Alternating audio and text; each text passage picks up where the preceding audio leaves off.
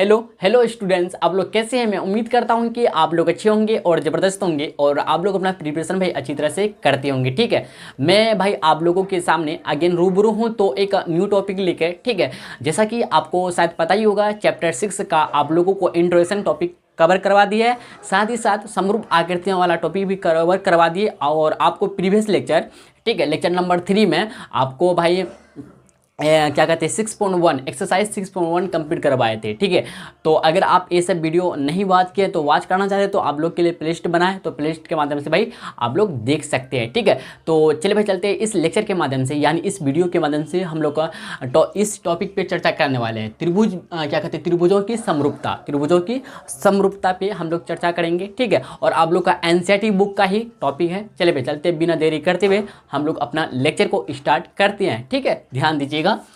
तो जैसा कि आप लोग जानते ही हैं, त्रिभुज मतलब ट्रेंगल्स चैप्टर है हम लोग का और चैप्टर 6 है एनसीईआरटी बुक का, ध्यान दीजिएगा। तो त्रिभुजों की समरूपता ये टॉपिक हम लोग कवर करेंगे इस लेक्चर के माध्यम से, यानी इस वीडियो के माध्यम से, ध्यान दीजिएगा। तो सबसे पहले आपको एक बात जानना होगा कि त्रिभुज भी ना एक बहुभुज है। क्या है? त्रिभुज भी एक बहुभुज है। ठीक है, ध्यान दीजिएगा। आप नेक्स्ट पॉइंट को समझते हैं। दो त्रिभुज मतलब टू ट्रेंगल समरूप होते हैं, समरूप होते हैं। देखिए, आपको जैसा कि आपको बताए थे कि चतुर्भुज क्या कहते हैं समरूप होने के लिए ना दो कंडीशन को फॉलो करना चाहिए। ठीक है, चतुर्भुज होने के लिए दो कंडीशन को फॉलो करना चाहिए। यानी आपको पहले भी बता चुके हैं कि चतुर्भुज जो होते बहुभुज ही होते हैं ना, चतुर्भुज जो होते बहुभुज ही होता है।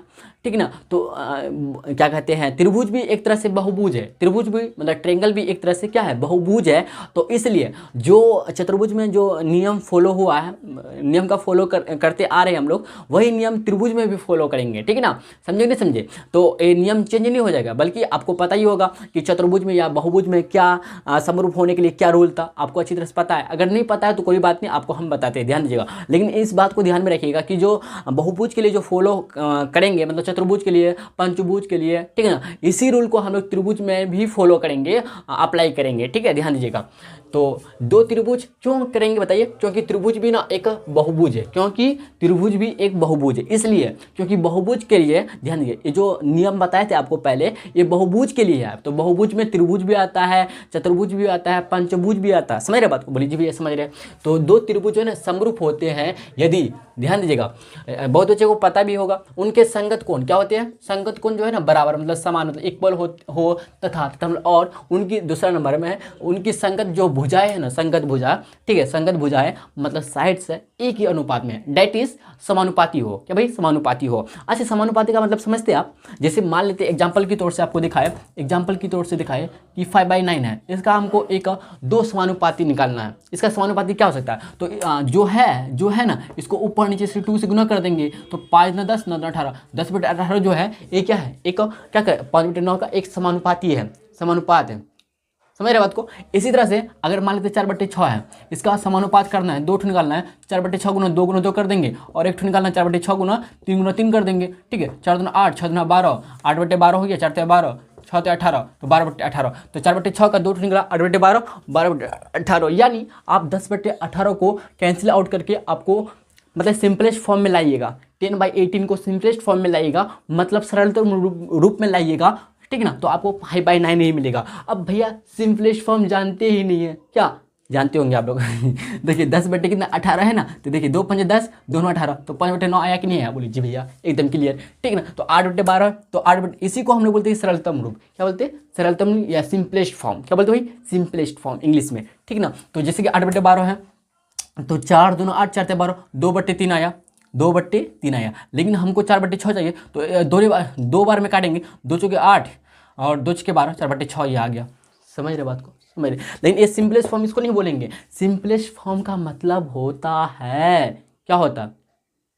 एक्चुअली ये सिंपलेस्ट फॉर्म में नहीं था ना, ये सिंपलेस्ट फॉर्म में नहीं था, इसलिए सिंपलेस्ट फॉर्म नहीं निकला। इसका बराबर आपको करके दिखा कि भैया देखिए बराबर हुआ कि नहीं हुआ। आप सिंपलेस्ट फॉर्म के लिए ना क्या अंश और हर का ना HCF मतलब हाईएस्ट कॉमन फैक्टर 1 होना चाहिए। कितना? 1, ओनली 1 होना चाहिए। इसी को हमने बोले सिंपलेस्ट फॉर्म। जब दो एक फ्रैक्शन सिंपलेस्ट फॉर्म में होता है तो इसका अंश और मतलब नोमिनेटर और डिनोमिनेटर का क्या कहते हैं HCF निकालते हैं तो 1 आता है, तभी इसको हम लोग बोलते हैं सिंपलेस्ट फॉर्म में है। अन्यथा 1 नहीं आता तो इसको बोलते नहीं हम लोग कि सिंपलेस्ट फॉर्म में नहीं है। सिंपलेस्ट फॉर्म में नहीं है। जब 1 आएगा तब बोलेंगे सिंपलेस्ट फॉर्म में है, जब 1 नहीं आएगा मतलब ऐसे 1 नहीं आएगा तब बोलेंगे नहीं है सिंपलेस्ट फॉर्म में। यहाँ तक क्लियर है। चलिए आप समानुपात के बारे में जानते होंगे अच्छी तरह से, क्योंकि भाई आप क्लास 9 10th में आ गया, 10th में आ गया, समझ रहे बात को ना। तो ये सब शर्म वाली बात नहीं है।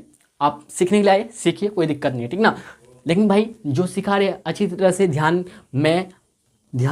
बोर्ड की तरफ रखिए और अच्छी तरह से सुनिए, समझिए, ठीक है, ध्यान दीजिएगा। चलिए इसको मिटा दे, क्या आप अच्छी तरह से समझ गए होंगे समानुपात क्या होता है, ठीक है ना। तो समानुपात का मतलब होता है क्या, समानुपात है किसी का कुछ है निकल गया, मतलब 5/9 का समानुपात निकला कितना, 10/18 निकला था।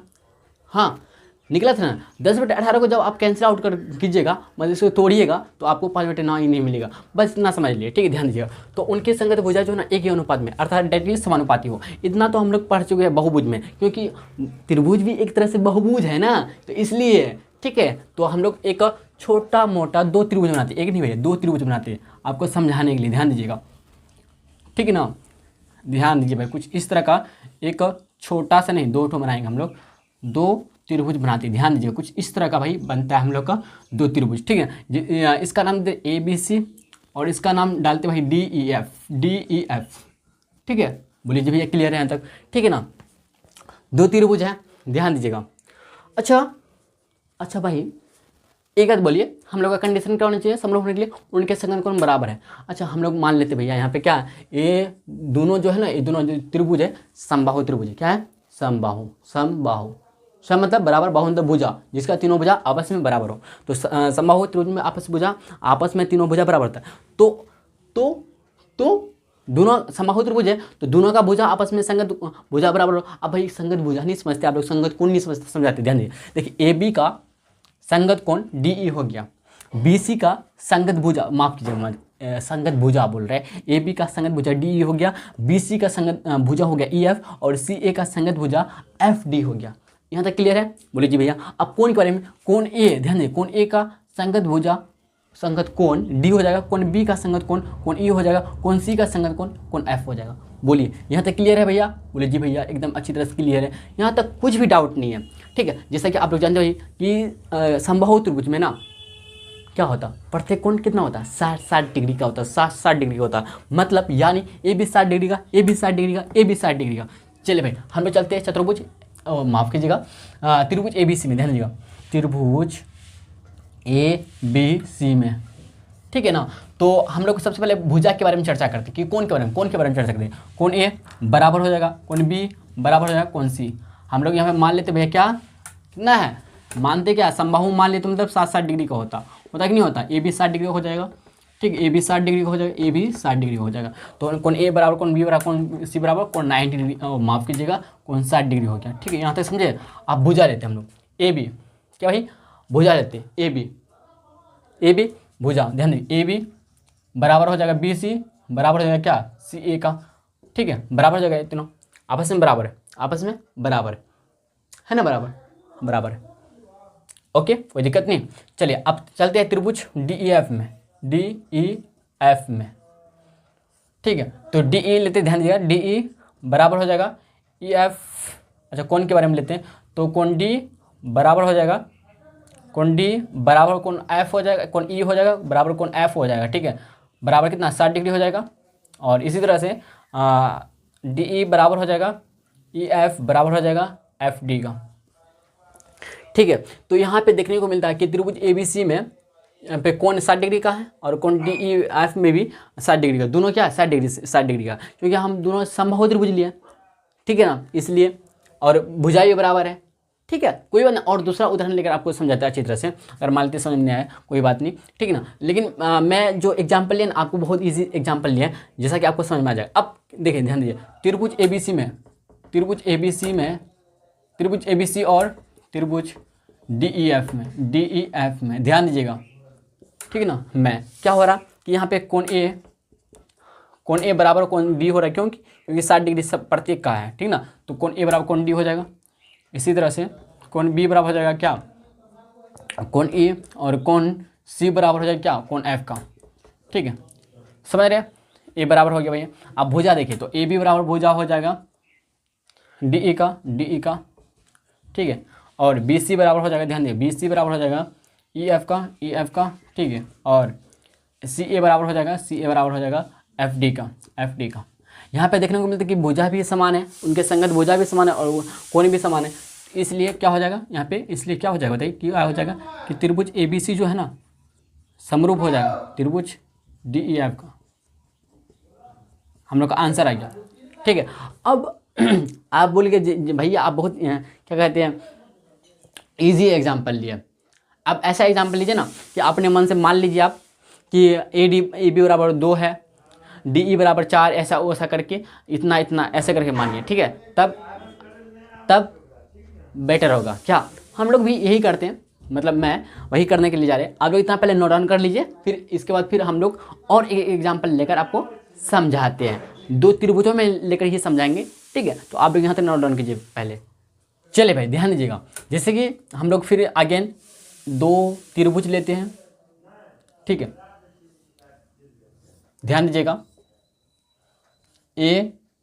अच्छा इधर देते ना, A B C D E F, ठीक है, डी ई एफ, ठीक ना। देखिए ध्यान दीजिएगा, तो हम लोग का ए बी बराबर मान लेते कितना 2, B C 4, 6, 2 metre 4 metre 6 metre, ठीक है। समझ रहे बात को, ये 4 मीटर मान लेते हैं, ये 8 मीटर मान लेते हैं, ये 12 मीटर मान लेते हैं, ठीक है। समझ रहे बात को, बोलिए जी भैया समझ रहे हैं। अब कौन बी बराबर मान लेते कितना 30 डिग्री, कौन सी बराबर मान लेते कितना बताइए 70 डिग्री, कौन ए बराबर 80 डिग्री, ठीक है। कौन ई बराबर 30 डिग्री, कौन एफ बराबर 70 डिग्री और कौन डी बराबर 80 डिग्री। अब ध्यान दीजिएगा, अब दोनों त्रिभुज समरूप है कि नहीं है भैया, कैसे पता करेंगे, रूल पर है क्या कहता है कि उनकी संगत कोण आपस में इक्वल होना चाहिए। यहाँ पे साफ साफ दिखाई पड़ता है इक्वल तो है, संगत कोण तो इक्वल है, लेकिन भैया यहाँ पे 2 है, यहाँ पे 4 है, गड़बड़ तो हो गया ना। नहीं, आगे पता चलेगा आपको, ठीक है, ध्यान दीजिएगा, ठीक है ना। तो चलिए भाई चलते, सबसे पहले हम लोग त्रिभुज एबीसी में काम करते हैं। ध्यान दीजिएगा, त्रिभुज एबीसी में हम लोग पता करते कि समरूप है कि नहीं, कैसे पता करते, यही तरीका समझ रहे हैं, ठीक है ना। ध्यान दीजिएगा, समरूप यस या नो, मतलब है कि नहीं है, ठीक, यही पता करते, ध्यान दीजिएगा। तो त्रिभुज एबीसी में, त्रिभुज ए बी सी में, ठीक है ना। तो कोण में देखें तो कोण ए बराबर कितना 80 डिग्री है, और कोण बी बराबर कितना 30 डिग्री है, और कोण सी बराबर कितना है बताइए 70 डिग्री है ना। और भुजा के बारे में बोलें तो ए बी भुजा हम लोग का दे रखा है 2 मीटर, और बी सी ए भैया कितना 4 मीटर, और साथ ही साथ आपको दे रखा सी ए बराबर कितना 6 सेंटीमीटर। आप चलते त्रिभुज डी ई एफ में, अगेन त्रिभुज डी ई एफ में देखिए, कोण डी दे रखा आपको 80 डिग्री, कोण ई दे रखा आपको 30 डिग्री, और कोण एफ दे रखा आपको 70 डिग्री, ठीक है ना। और साथ ही साथ आपको भुजा भी दे रखा भाई, डी ई बराबर 4 मीटर, ई एफ बराबर 8 मीटर, और एफ डी, ध्यान दीजिए एफ डी बराबर कितना है 12 मीटर। इतना आपको दे रखा भैया, ठीक है। मतलब हम ये माने थे, ठीक है ना, यहाँ से यहाँ छापे हैं, कोई दिक्कत नहीं, बस अभी छापे यहीं से उतारे हैं इसको, समझ रहे हैं ना। अब खेल होने वाला, ध्यान दीजिएगा। अब देखिए हम लोग आगे की तरफ बढ़ते, ध्यान दीजिएगा। अब एक बात गौर करते भाई, देखिए ध्यान दीजिए, अब लिखेंगे त्रिभुज नाव, क्या लिखेंगे भाई नाव, त्रिभुज ए बी सी और त्रिभुज डी ई एफ में। चलिए भाई ध्यान दीजिएगा, हम लोग फिर आगे की तरफ बढ़ते हैं, ध्यान दीजिएगा। त्रिभुज एबीसी एंड त्रिभुज डीईएफ में देखिए भैया क्या यहाँ पे है, हम लोग देख पाए यहाँ पे कोण ए जो है ना, कोण ए जो है, कोण ए का संगत कोण डी हो जाएगा, तो कोण ए बराबर हो जाएगा कोण डी का, संगत कोण बराबर है, ठीक है कि नहीं है, कोण ए बराबर है कोण डी का। और ध्यान दीजिएगा कोण बी बराबर है भाई, कोण बी बराबर है कोण ए बराबर कोण डी का, इसको कितना है बताइए 80 डिग्री है। और कोण यहाँ पे बोले तो बी बराबर है किसका, कोण बी बराबर है भाई क्या कोण ई का, कोण ई का बराबर कितना है 30 डिग्री।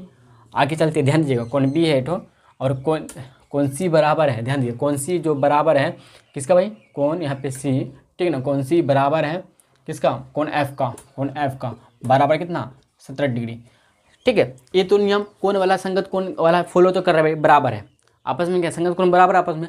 अब देखना है कि एक ही अनुपात में है कि नहीं है, एक ही अनुपात में है कि नहीं है, ठीक है। ध्यान दीजिएगा, जैसे कि हम लोग क्या करते हैं, अनुपात निकालते हैं, संगत भुजा का अनुपात निकालते हैं, ए बी बट्टे डी। ध्यान दीजिएगा, ए बी बट्टे डी, ए बी बट्टे डी। ध्यान दीजिए, ए बी बट्टे डी जो हुआ, ए बी बट्टे डी। ध्यान दीजिए, ए बी बट्टे डी, ए बी कितना 2 है ना, 2 मीटर। अब मीटर लिखना चाहिए, लिख सकते हैं, और 4m हो जाएगा, है ना।